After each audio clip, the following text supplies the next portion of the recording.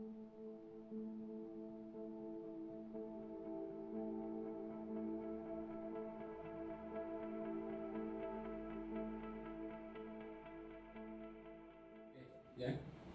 A'udzubillahi minasyaitonirrajim. Bismillahirrahmanirrahim. Assalamualaikum warahmatullahi wabarakatuh dan selamat pagi. Saya Muhammad Syahrin bin Osman. Nombor matrik saya 78-1227086545-001 daripada Pusat Pembelajaran Open University Al-Ustaz dan Perlis. So topik saya tentang untuk CME ataupun presentation saya pada pagi ini adalah bertajuk Clinical Evaluation, Finding and Management of a Patient Acute Pulmonary Edema with Left Ventricular Failure. Okey, pertama kali kita tengok apakah objektif pembelajaran kita pada hari ini, iaitu yang pertama sekali memahami apakah yang dimasukkan dengan acute pulmonary edema. So kita tengok apakah definisi dia, pathophysiologi dia, etiologi dia. Okey. Yang kedua, memahami pathophysiologi keadaan acute pulmonary edema. Yang ketiga, memahami ciri-ciri pesakit yang mempunyai tanda dan gejala acute pulmonary edema. Dan yang keempat, memahami apakah pengurusan dan rawatan segera yang perlu dijalankan kepada pesakit yang datang ke unit kecemasan, jawatan kecemasan yang mempunyai simptom acute pulmonary edema. Okey, kita tengok apakah definisi apakah yang dimasukkan dengan acute pulmonary edema. Okey, definisi satu keadaan yang mengakibatkan kandungan cecair, peningkatan kandungan cecair pada tisu extravaskular di dalam tisu di dalam paru-paru secara akut lah. Okey. Ataupun definisi lain, pembentukan cecair di dalam paru-paru yang berkumpul di dalam kantung air sac ataupun alveoli dalam sistem paru-paru kita yang akan menyebabkan kesukaran pernafasan dan memerlukan rawatan serta-merta. Okey, itu yang definisi yang kita selalu jumpa dalam buku-buku pembelajaran berkenaan dengan acute pulmonary edema. Okey, epidemiologi sedikit saya sentuh tentang epidemiologi tentang acute pulmonary edema. Satu keadaan kecemasan perubatan yang sering terjadi pada orang tua warga emas, golongan umur berisiko tinggi adalah 65 tahun dan ke atas. Daripada kumpulan bangsa yang berisiko adalah terdiri daripada warna kulit gelap ataupun brown, macam kita, kulit coklat ataupun gelap, dan mempunyai sejarah penyakit seperti penyakit jantung lah.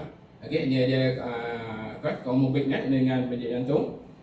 Kalau ikut dia punya epidemiologi untuk satu dunia yang dikeluarkan dari WHO, 80,000 kes daripada 100,000 yang mereka yang mempunyai masalah perubatan rumah jantung akan disertai dengan acute pulmonary edema. Dan kumpulan gender wanita adalah lebih tinggi daripada lelaki untuk yang mengidap akan mendapat penyakit masalah kesihatan ini. Sebenarnya kita tengok apakah etiologi acute pulmonary edema. Dia terbagi pada dua, iaitu kardiogenik dan non-kardiogenik. Untuk kardiogenik kita tengok apakah punca dia berlaku akibat kegagalan sistem jantung sebelah kiri. Selalunya akan jadi pada left ventricular failure, stenosis mitral valve incompetent. Dia valve dia tu tidak sekata perjalanan dia tu tidak sekata.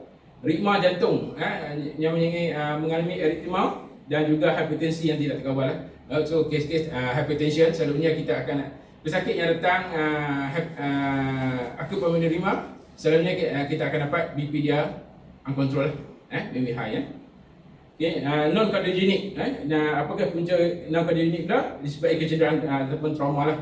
Contohnya kita dapat kes direct impact, contohnya macam MVA, direct impact, contohnya dia kena dashboard injury contohnya. So boleh menyebabkan juga acute pulmonary edema. Dan kita virus, iaitu hantavirus ataupun dengue virus. Itu punca kematian dengue adalah salah satunya adalah acute pulmonary edema lah. Negative pressure pulmonary ini selalu terjadi di dalam prosedur semasa dalam dia membedah lah. Okey, semasa kita bagging, bagi pesakit dalam dewan bedah, boleh menyebabkan negative pressure. Inhalasi toksik, contohnya kita tersedut ataupun inhale sisa bahan kimia lah, wap ke asap ke daripada bahan kimia, so masuk ke sistem pulmonary kita, boleh menyumbang kepada acute pulmonary edema.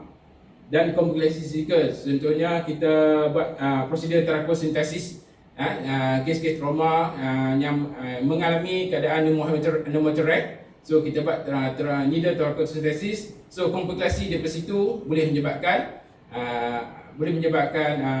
acute pulmonary edema juga. Okey. Selanjutnya kita tengok apakah pathofisiologi, pathofisiologi penyebab kepada masalah kesihatan ni lah, ya. Okay. Pertama kali kita tengok daripada kita ambil daripada non kardiogenik punya sistem lah, kardiogenik punya pathofisiologi, iaitu bermula dengan kegagalan sistem jantung pada sebelah kiri ataupun left ventricular failure. Lepas tu akan menyebabkan penurunan kadar pengempaman darah, sistem pengempaman darah jadi masalah pada bila left ventricular failure.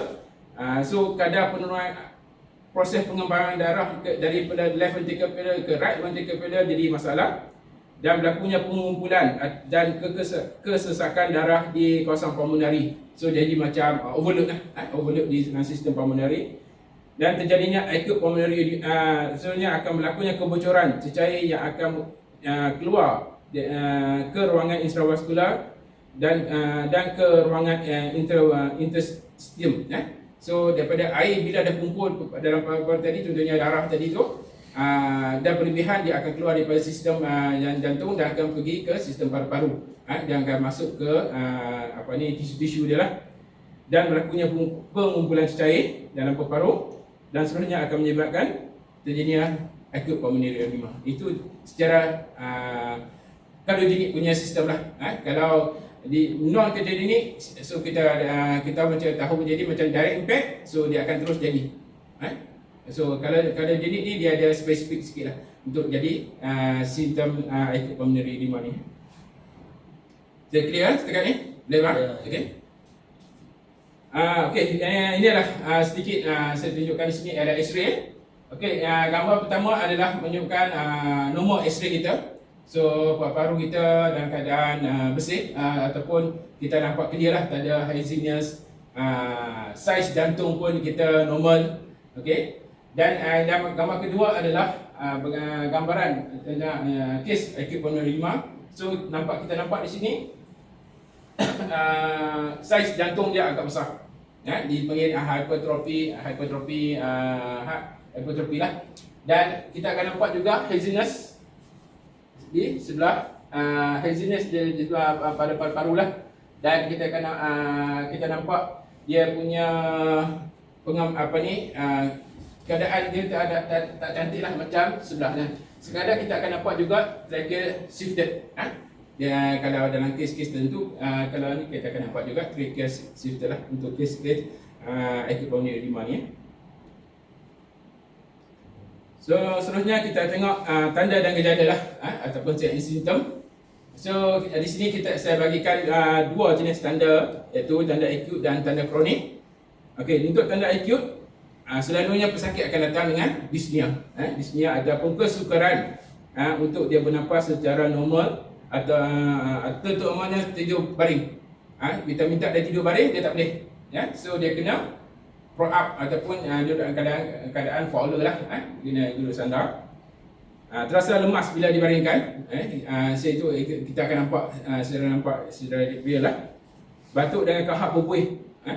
So kita minta dia kahak, kalau dia batuk dia akan keluarkan kahak, dia berbuih, frotis sputum lah, ataupun ada campur sedikit blood di dalam sputum dia. Wheezing, kerana kita nampak dia nak dengar dia punya pernafasan dia bunyi wheezing, wheezing seperti pesakit yang asma. Suhu kulit, kalau kita pegang dia punya kulit dia, kita akan rasa cool and climbing lah. So dia punya peluh dia tu sejuk dan sejuk, kita akan rasa sejuk lah. Okay. Resah gelisah ni disebabkan dia tak boleh bernafas macam normal. So dia akan rasa uncomfortable, tak selesa. So dia akan rasa zag. Dan kita akan juga dapat dia palpitation, dia punya kadar nadi dia agak laju. Okay. Untuk tanda yang kronik, selalunya dia akan datang dengan proximal nocturnal dyspnea. Kita akan tanya dia waktu tidur, itu panggil PND. Sesak nafas bila jalani aktiviti. So kita minta, kalau dia berjalan pun dia akan cerita. Contohnya dia akan berjalan sedangkan ada longkang pun dia akan rasa penat. Okay, dia akan rasa penat. Peningkatan berat badan. Selalunya pasien ni akan obes, dalam keadaan obes ataupun kita minta dia punya tema berat dia mesti ni disebabkan kemungkinan fluid overload sekali lah. Okay. Okey, pembengkakan anggota bawah kaki lah. Contohnya kita tengok pada bahagian kaki, selalunya dia akan bengkak, below knee ataupun ankle. So dia akan dipanggil pitting edema juga lah. Lemah, letih, lesu. Otopnia, dia sukar untuk tidur baring secara normal. Macam tadi juga lah, kita minta dia tidur baring, dia tak boleh secara normal lah.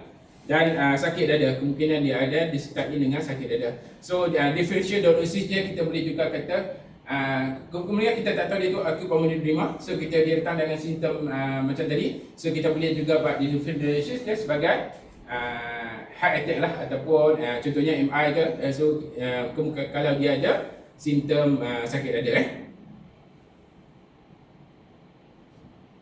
Okay, sebenarnya saya nak tunjukkan tentang case study sajalah yang saya ambil daripada case study semasa saya posting di Hospital Raja Permazri Banun, Ipoh, dalam clinical posting saya pada 2 minggu lepas. Okay. Okay, ini adalah data demografi pesakit. Okay, nama pesakit Sunira Jan binti Mirzuman. Nombor pendaftarannya HRPB 142453. Nombor IC dia 350311085532. Jantina dia perempuan. Umur keturunan Melayu. Dan umur adalah 85 tahun. Dan masa dan tarikh kemasukan hospital adalah 5.30 pagi. Dan tarikh pada 19 November 20. Dan pekerjaan adalah usia di rumah. Kenapa saya letak di sini 5.30 pagi? Okey, kebanyakanlah kes acute pulmonary edema akan datang waktu subuh pagi. Bila kita dah dapat kes, dia akan datang dalam tempoh tersebut. So datang dengan waktu tersebut dengan berpeluh, sakit dada, sesak nafas. Dalam mind kita, salah satunya kena ingat dia ni mempunyai tanda-tanda acute pulmonary edema. Okey, apa kata kita tengok chest complaint dan historic design ya semasa dia sampai di Jabatan Kecemasan pada tarikh dan masa tersebut. Dia berlaku sesak nafas. Dia mengalami sesak nafas. Pesakit telah mula dia punya history dia lah. Okey, pesakit telah mula mengalami sesak nafas pada jam 2 pagi. Dan pada malam tersebut lah. Dan apabila tersedar, dia cuba bangun daripada tidur lah.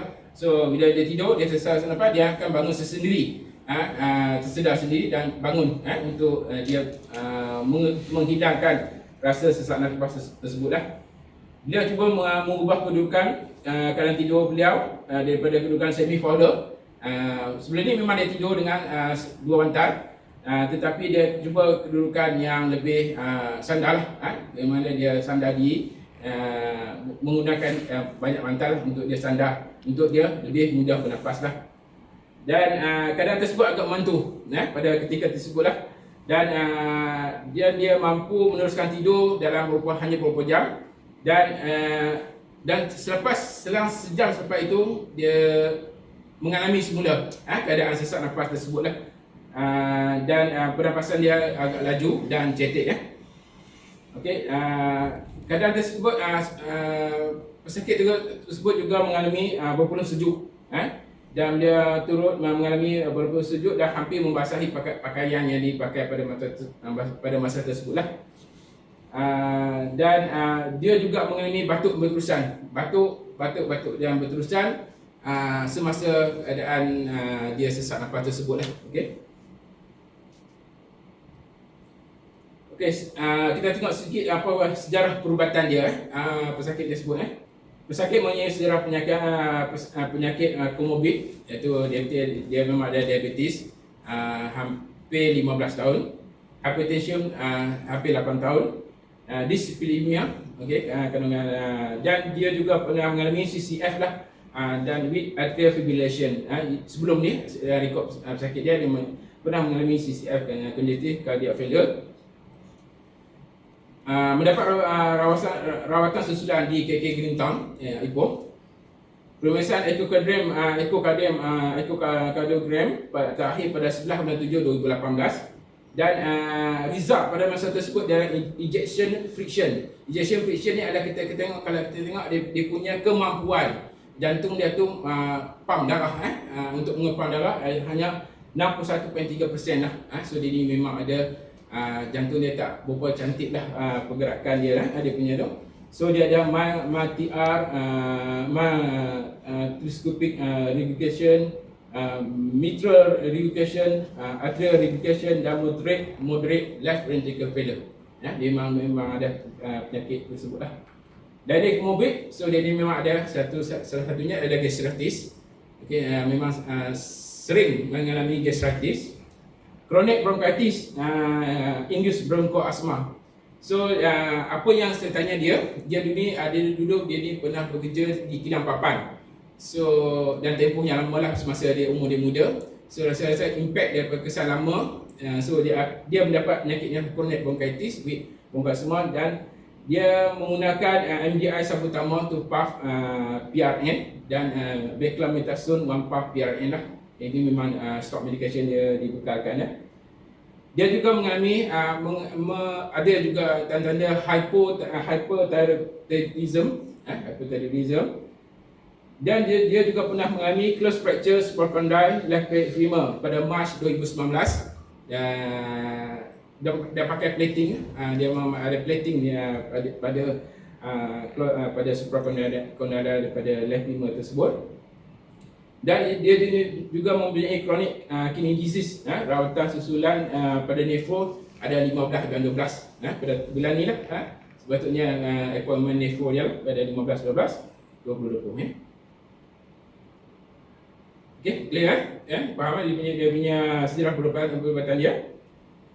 Okey, seterusnya kita tengok pemeriksaan rawatan. Semasa pemeriksaan rawatan, so kita dapati pemeriksaan dia kena sedar lah, dan GCS pada masa dia sampai tersebut adalah full lah 15/15, dan pemeriksaan vital BP masa tersebut memang tinggi lah, 240/120 semasa dia sampai tersebut. Pulse rate 95 per minit, respiration rate 33 per minit. SpO2 room air ada bacaan dia hanya dapat 85%.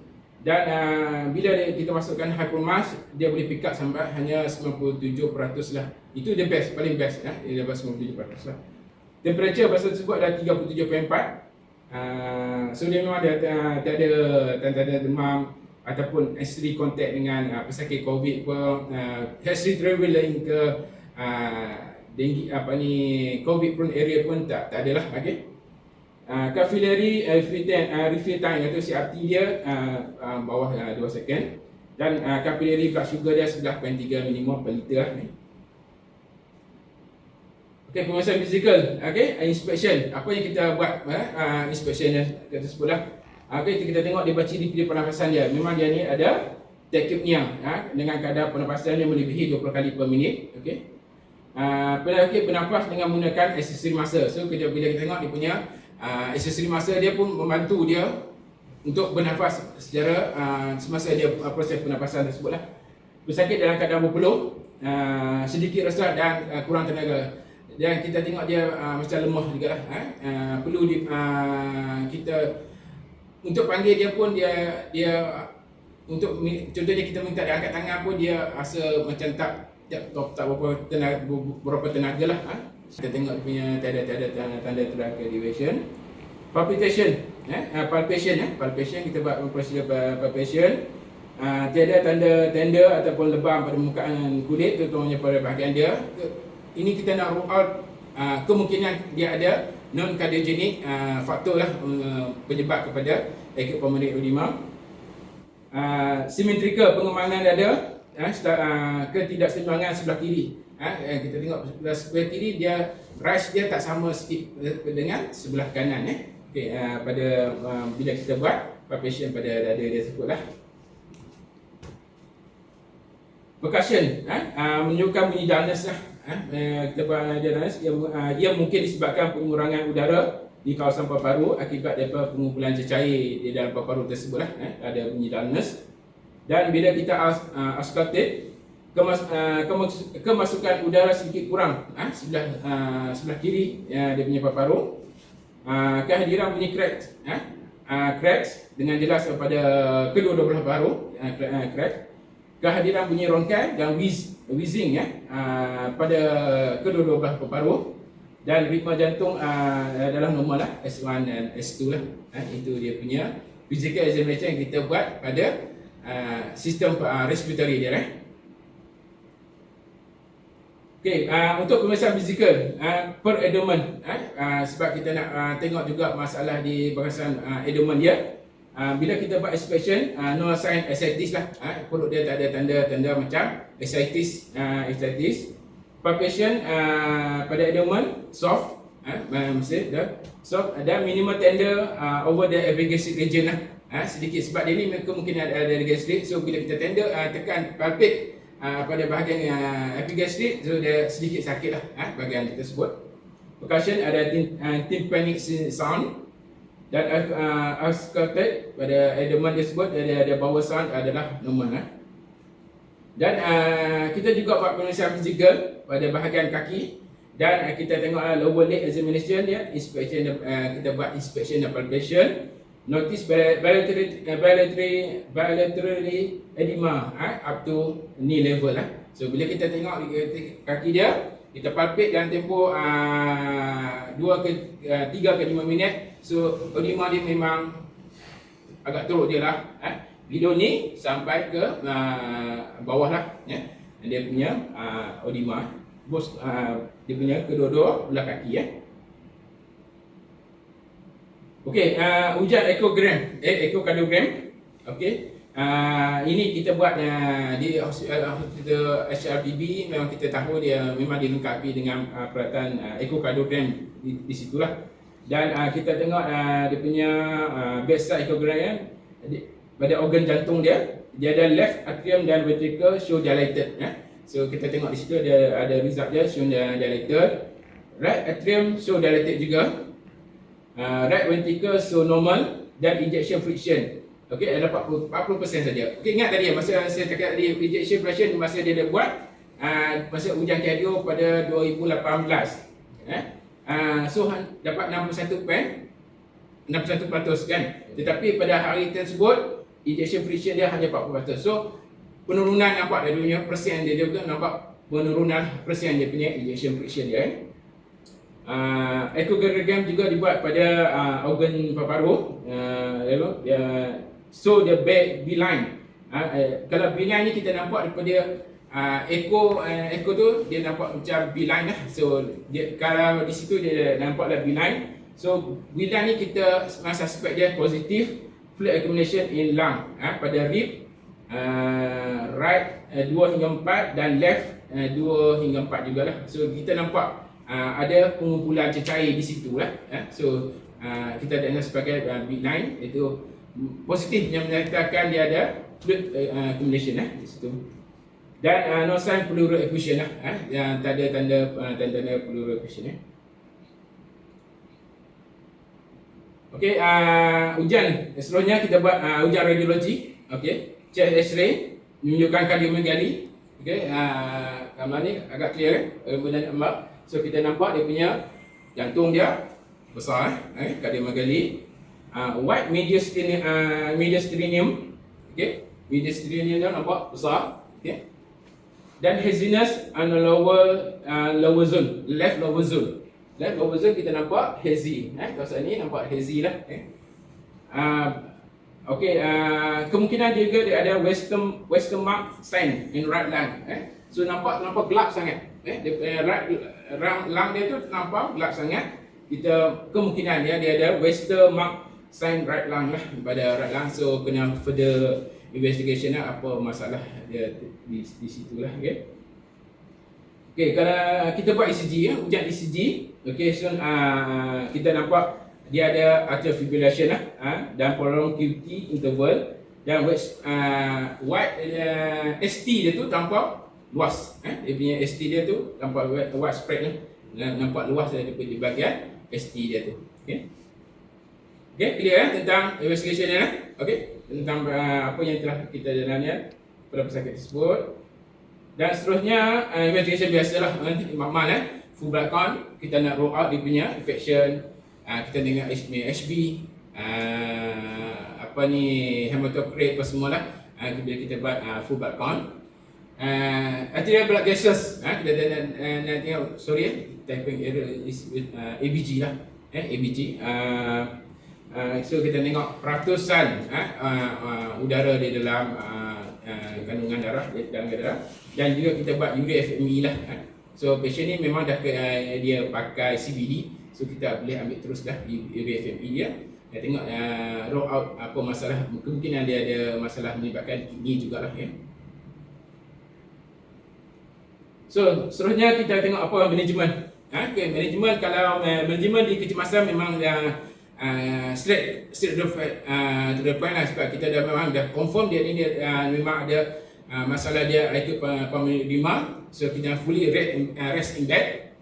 Okey, seterusnya continue oxygen flow hypnomas. So kalau tak ada oxygen hypnomas, kita boleh juga bagi venturi mask, tapi ikut dia punya rate kan, dia punya rate tu, pada venturi mask tu kita kena adjust dia punya tu, kesesuaian pada ikut pesakit tu lah. Okey, keep brand ulang. Kita jarang bagi IV drip tambah air lagi lah, sebab dia akan memburukkan keadaan dia lagi lah, sebab dia ada fluid accumulation. Jika kita bagi drip, so lagi terukkan dia punya keadaan. Medication, so kita bagi IV Furosemide 60 mg, step dose lah, untuk menggalakkan dia punya renal, buah pinggang dia keluarkan, singkirkan air dalam badan. Dan kita terus kita bagi IV Azoxystrobin Nitrate ataupun Azocate, single dose iaitu 10 mg in 50 ml normal saline. Kita start dengan 0.2 mg per mil lah. So kita nak bukan nak turunkan dia punya kadar blood pressure dia. Tadi kita nampak blood pressure dia terlampau tinggi, so kita nak turunkan dalam keadaan normal semula. So kita boleh bagikan Azoxystrobin Nitrate ataupun Azocate ni lah. Okay. Lepas tu kita akan prepare to admit ICU lah, untuk pemantauan lebih rapi kepada pesakit ini Okey. Seterusnya ada apa soalan setakat ni? Boleh Okey. Rumusan, apa yang saya dapat rumuskan sepanjang saya buat case study tersebut lah, case study ini. Okey, acute pulmonary edema adalah salah satu keadaan kecemasan perubatan yang memerlukan pemerhatian, pemeriksaan dan rawatan yang segera oleh petugas kesihatan lah. Tak kira dia datang di klinik kesihatan ataupun di jabatan kecemasan, hospital pun. Kalau dia datang simptom macam saya tunjukkan tadi, so kita perlu ambil rawatan dengan segera lah, untuk mengurangkan masalah dia tersebut lah. So rawatan awal dapat menyelamatkan nyawa mangsa. So kita perlu ingat pulmonary sistem respiratory dia ini ada berkaitan dengan sistem jantung dia.